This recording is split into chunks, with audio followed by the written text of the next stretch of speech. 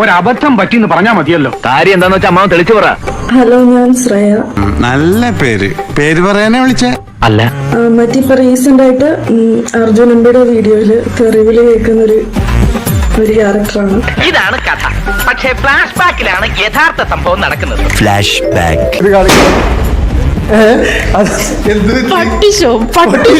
എടാ മങ്കി, ഇപ്പൊ ഡോങ്കീസ് ആയത് നിങ്ങൾ രണ്ടുപേരുമാണ്.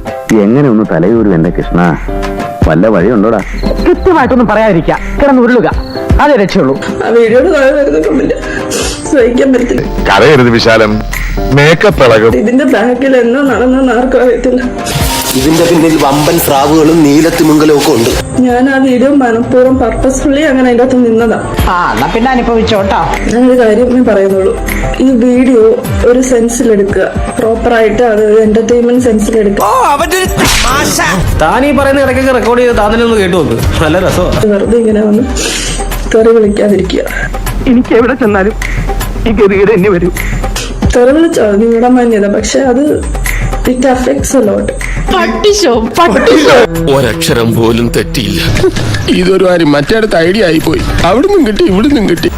ഏതായാലും പറ്റിയേ പറ്റി. ഇനി ഒരു അബദ്ധത്തിലും ചെന്ന് ചാടാൻ നോക്കിയാൽ മതി. ഇടയ്ക്ക് ഇറങ്ങണേ.